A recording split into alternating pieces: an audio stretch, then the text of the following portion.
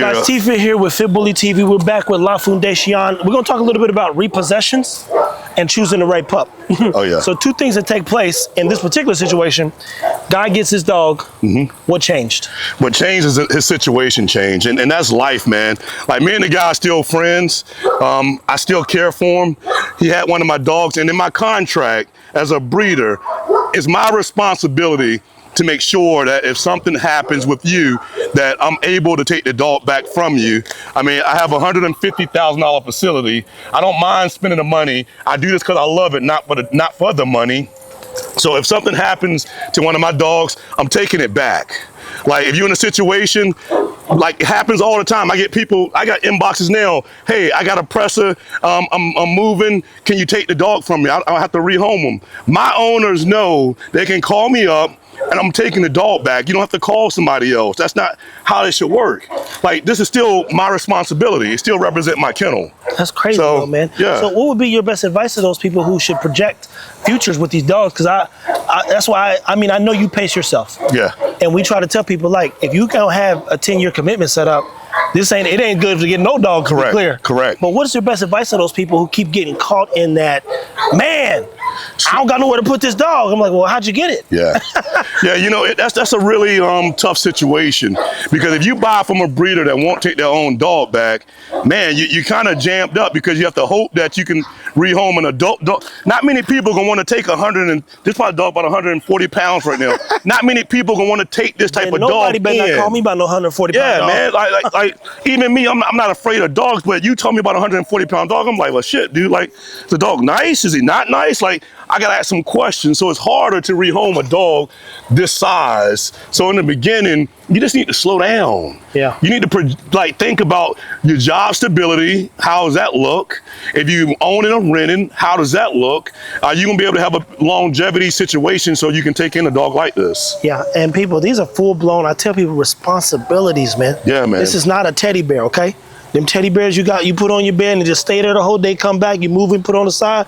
That is not this. This dog will tear your bed up, tear your house up, tear your everything literally, and shit all over the place. Yeah. And he be like, man, what's wrong with this dog? It ain't no teddy bear.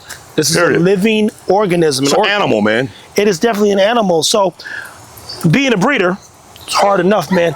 What's one thing that you would encourage breeders from a positive standpoint to, like, keep their names good? Because I keep hearing you say contract even. Yeah. The contract, what goes into the contract? Why is that so important, especially when it comes to potentially having to take your own product back? Yeah, well, again, if your breeder contract doesn't have it, or if you are a Presa Canario breeder or a breeder of any dog, like, you need to have a process in play for when you'll take the dog back, because people's situations change and it represents you. Like, don't have people calling other breeders of your breed trying to rehome your dog. Like, be able to take your dog back. Don't grow too fast and chasing money to where you can't build a facility to be able to house other dogs in and have the extra space so that you can be in a situation where you still represent yourself well, you still make sure the dog is in a good situation, you can take your dogs back. It's in my contracts, and I highly encourage you, if you're thinking about buying a dog, to tell the seriousness of your breeder. Talk about what happens in the future if you had to rehome the dog. Like, ask that question. That's a huge one, though, people. And again, I hope we don't have to deal with that. And I've told some people before, if you need that dog to be rehomed, you got to bring me my dogs back by 6 months. Yep. Because once we get past the 6 months mark, they're different dogs. Mine are specifically. So I say, once it gets past 6 months, I'm not taking it back. I got to be honest with you, because now that you let it too much happen. Yeah. And these dogs need both discipline and not from no elbows, structure. They need structure and guidance and care. They need to know who's in charge and good leadership. So I'm like this, let that dog get past 6 months. You got to figure it out.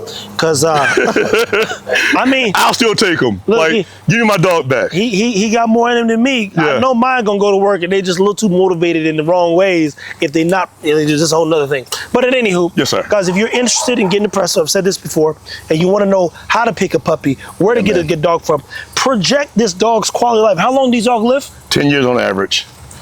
Yeah. Some of y'all don't even know y'all gonna be the next 3. Correct.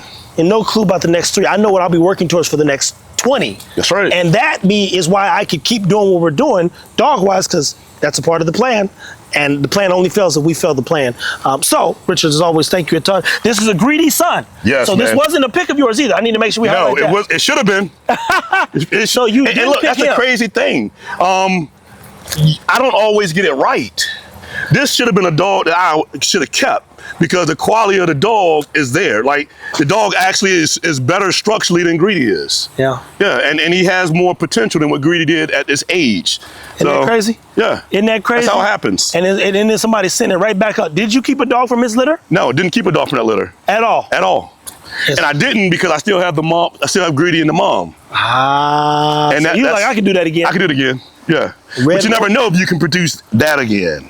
That part. That's the one you cross your fingers on. And you know, I tell you this, shout out to my guy Chris Moore over at Bulky Build. He said, above everything, even when you think you've got a perfect breeding, you have to choose the right puppy. Yes. He said, you get the whole breeding right, choose the wrong dog, and be back in the same place you was in. That's right. And if it's a good dog and they got it, they ain't sending that dog back. That's right. No doubt. Guys, take care of your dogs.